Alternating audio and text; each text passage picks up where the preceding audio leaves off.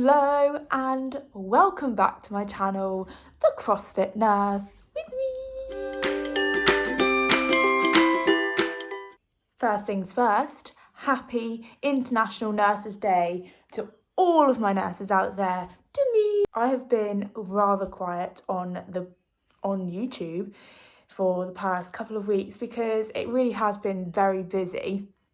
I've been going from days to nights and not finding that I've had very much free time, so I do apologise that I've been a bit lax with my YouTubing, but I feel like this TikTok accurately represents my life. It has been between days and nights.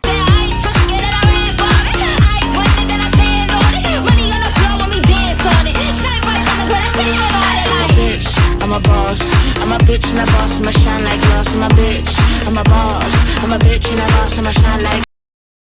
So, as it is International Nurses Day, I thought I would start my YouTube vlog with just doing a quick flow through my nursing life.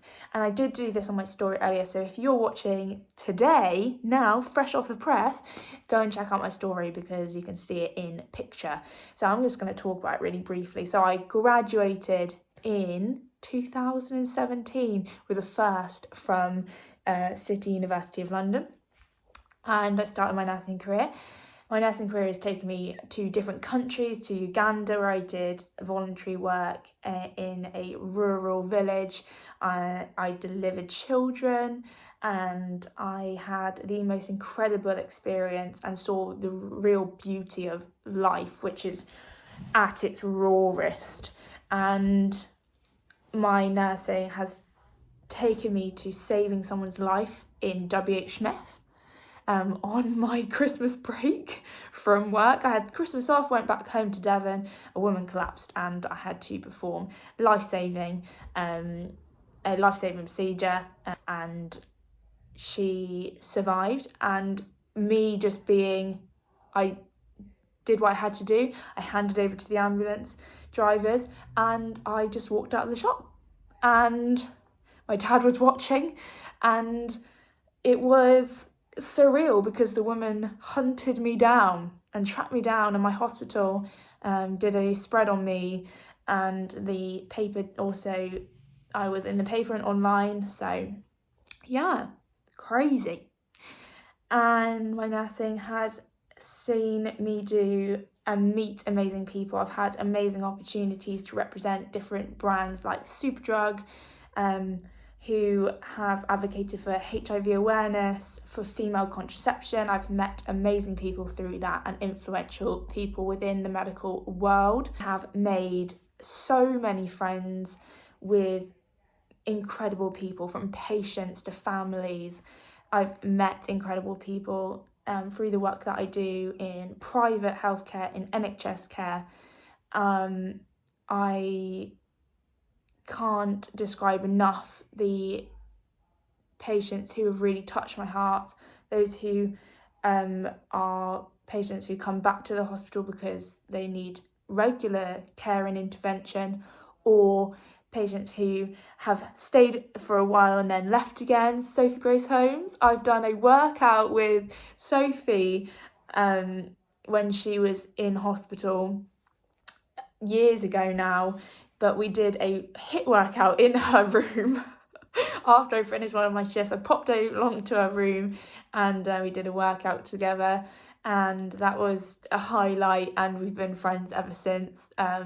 So incredible. I have represented my university and met Her Royal Highness Princess Royal, and that was incredible for the work that I did do in Africa. And nursing itself has seen so many highs and so many lows. I have been at a place where I really didn't enjoy being a nurse. I actively was looking to do other things.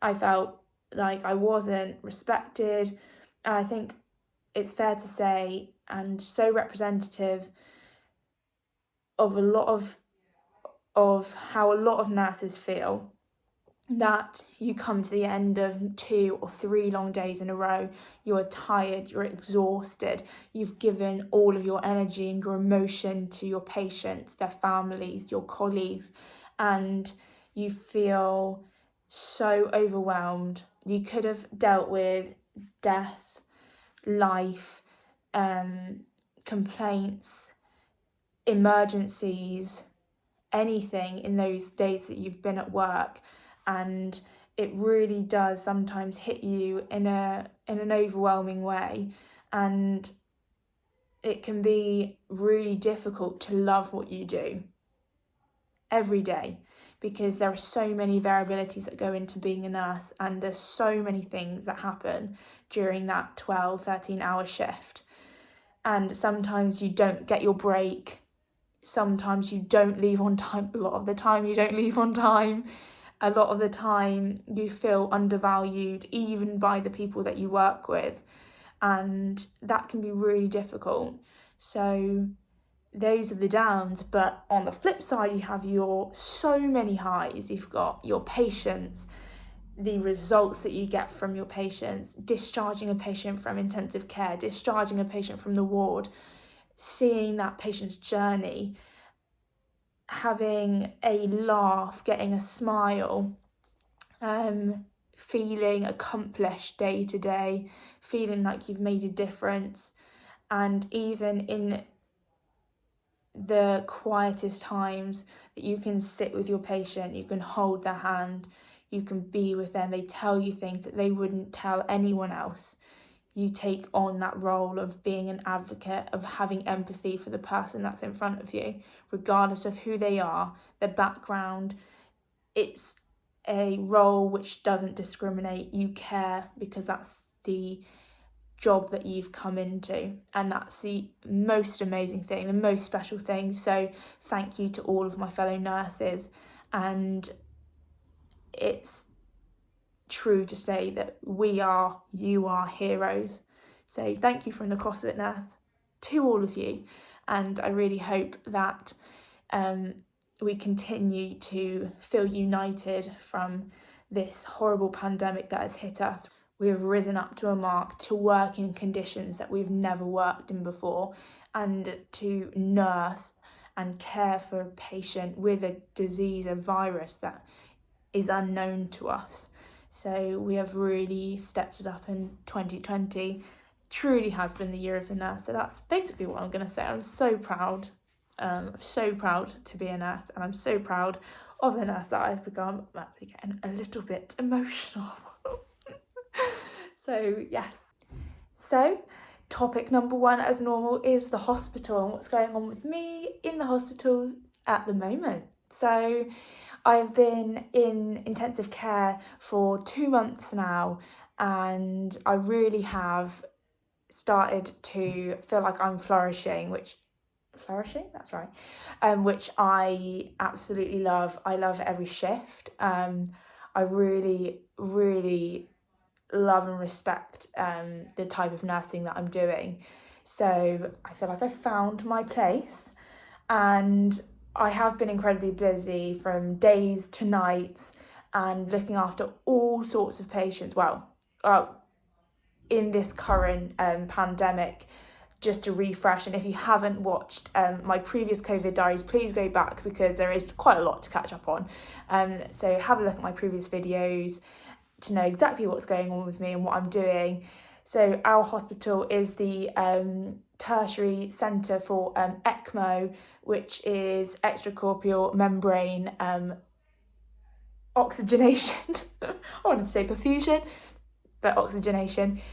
So every intensive care patient that we have at the hospital is on ECMO machine, because so far in COVID-19 we are finding that if patients who are ventilated, intubated and ventilated, and who are failing proning, and that they've reached their maximum oxygenation that they can get within a normal intensive care unit, they're being referred to us, and we are taking them and putting them on our ECMO to give their lungs a rest so that they can hopefully recover. And that's just a really brief explanation of what we're actually doing, but I have really taken it by two hands and done a lot of learning. I've been on online courses on my days off, which is why I've been so busy, online intensive care, like fast track courses, and which have been set up by my hospital. Active in making sure that when I look after that patient, I'm able to look after them with the most knowledge that I can, in obviously these difficult times. In terms of capacity of the hospital at the moment and the workload, we are still very full in the intensive care area, and the patients are still extremely unwell. Given the announcement by Boris the other night, he is relaxing a few of the quarantine lockdown rules. I'm not sure we're going to see a massive influx of patients in terms of who are being referred to us for ECMO, but who knows. The whole point of lockdown was to reduce the curve and the influx of patients coming in through the NHS so that we could cope and that we could provide care and ventilation for those that need it. So there are spaces in various different ICUs across the country now, but don't be fooled, this is still a very, very bad virus, and we need to also be vigilant in how and who we are coming into contact with, and I think that's really important. But that's enough of Boris's chat, as that could be a whole different video. So we are saying, don't go to work, go to work. Don't take public transport, go to work, don't go to work. Stay indoors. If you can work from home, go to work. Don't go to work. Go outside, don't go outside. And then we will or won't, something or other. So something that I did want to talk about in this vlog is that I was highlighted by NHS England on Instagram for a post that I did regarding patient diaries that we are keeping in the ICU at the moment. So when a patient is with us for a long period of time, more than 3 weeks, normally we start writing a diary for them so that we are able to record things that are happening to them whilst they're in the ICU. Because basically what we do to that patient is we put them into a medical coma, and we have them under a lot of sedation and a lot of analgesia. In some cases we also paralyze them. So this period of time that they spend in the ICU, they're under so many medical drugs that usually they won't actually remember their time with us. So to help with their recovery and to help their family members even more so in the current conditions, because they are unable to visit their loved one, we as the nurses are writing bedside diaries each day, each shift for that patient. And it is our responsibility as nurses to fill out those diaries in our shift. So that's basically what I shared. I shared a little snippet revealing no patient details, obviously, or breaking any confidentiality, of a little diary entry that I wrote for one of my patients this week, and it had a really good response. That's not what I was doing it for. Obviously, I was just doing it, and I think it's really important to highlight at the moment that we are still respecting what it is that nurses do, which is care for the patient, and a part of that care is enabling their recovery after they leave the ICU. It's going to really help them to piece together exactly what happened and to understand the complexity of what happened to them during this horrible illness that they got. So I was really pleased with the response, and I really do encourage any other intensive care units to adopt this sort of policy too, because it's really this diary writing policy, because it's really great, and I really feel like it's going to help a lot of our patients as they hopefully get better, and the families as well. And on the flip side, unfortunately, if they don't get better, it will help the families sort of piece together maybe what happened in that time as they are unable to visit their loved one. Of course, there are updates to the families, but I think it's still really important.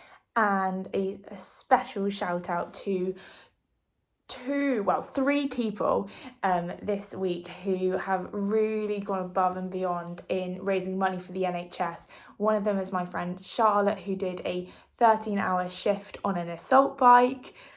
Girl, I would do anything to be on an assault bike for 13 hours right now. But she did amazingly well, and she raised a lot of money for the NHS, so thank you so much. And my friends Henry and Will Wade, who basically climbed Everest in their flat building. So they basically went up and down their flight of stairs in their whole flat building for I think 24. They did it in under 24 hours, I think. I have to double check, but they put a huge shift in and raised a lot of money as well for the NHS, and they both separately contacted me to tell me about what they were doing and raising money, and it really did touch me, so thank you very much to you guys for doing that, and it does mean a lot to all of us. But quarantine life. So quarantine life has been pretty standard.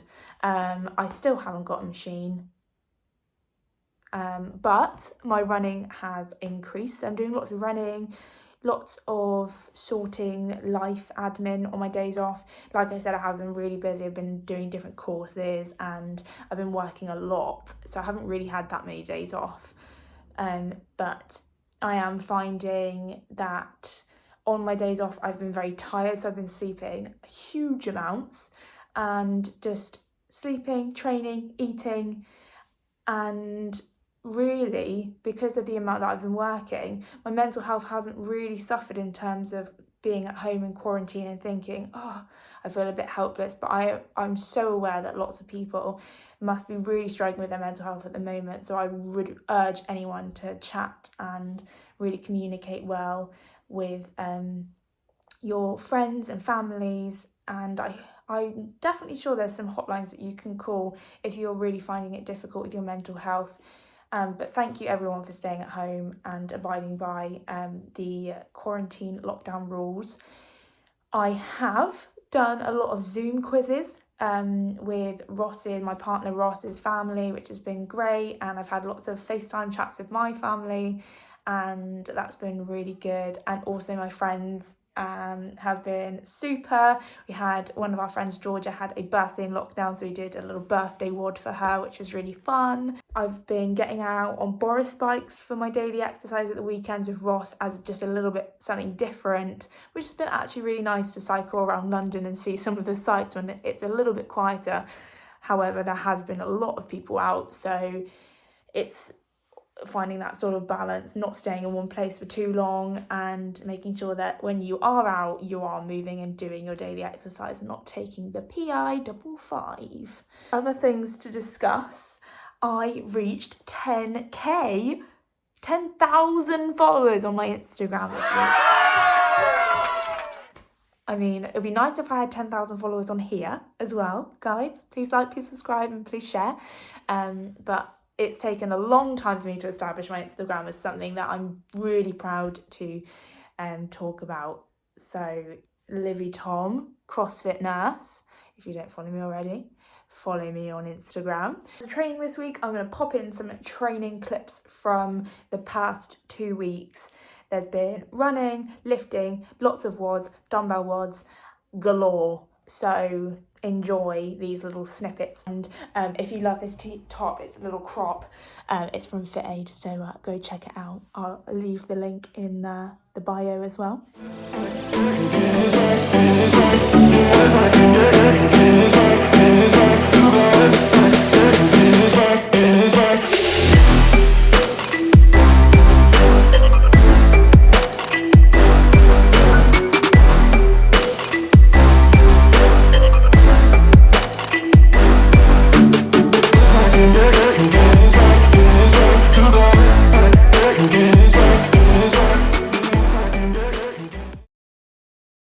And the last section of my vlog always is a Q&A. So I put out a Q&A, I've written them down. I put out a Q&A on my Instagram this week, and I'm going to answer some of the questions. Usually I just pick 3, but I had a lot of questions and I thought they were really good. So why not answer more than 3?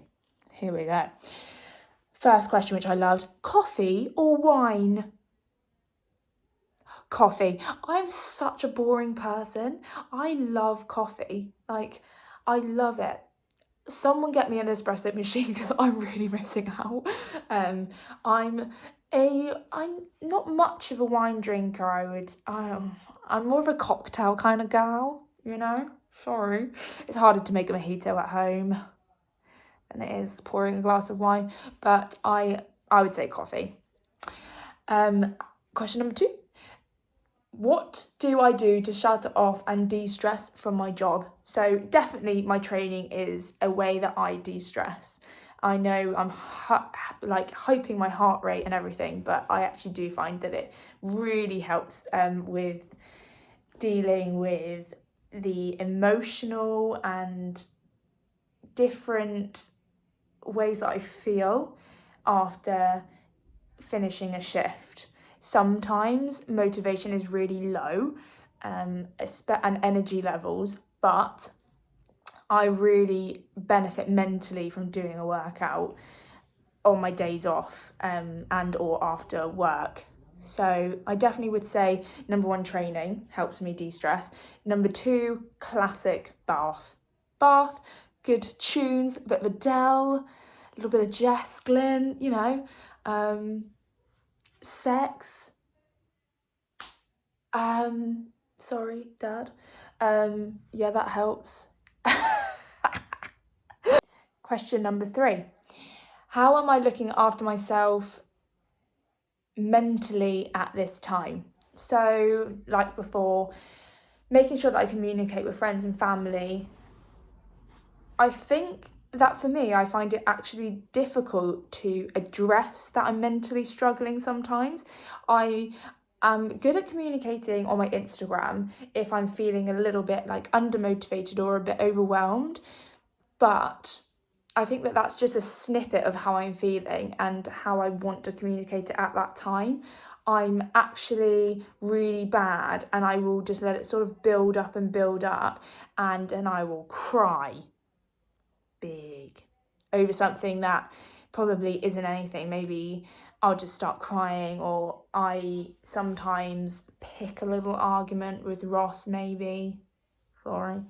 Not pick an argument, but I get very touchy with things and then I'll just start crying, and it will be something completely opposite to anything that's happened. It's just my way of like my stress coming out of me. But how I deal with it is, I would say, through keeping positive and keeping my own interests alight. So making sure that I'm training, making sure that I'm speaking to people, friends, family, all the normals. But sometimes you just need a good cry. Yeah. Who is my hero? Question number 4. My dad is my hero. My dad is a man is a man. My dad is a man who raised us, myself and my sister Naomi, on his own from when I was the age of 3 and my sister was 5, and he's never had anyone else ever since. Not that that's a factor, but he's raised us alone. He's raised us into strong, independent women who he is very proud of, and he is always and forever will be my hero. I'm gonna get all emotional, so I'm gonna stop talking about it. What in my life do I feel most grateful? Question number 5. What in my life do I feel most grateful? My health. Working with people who have ill health makes you really appreciate your own health, which is why I'm so health conscious. Movement is medicine. Look after your body and you will look after yourself forever. 2 people who really, really are an example of my whole movement is medicine is Sophie Grace Holmes and Ben Mudge.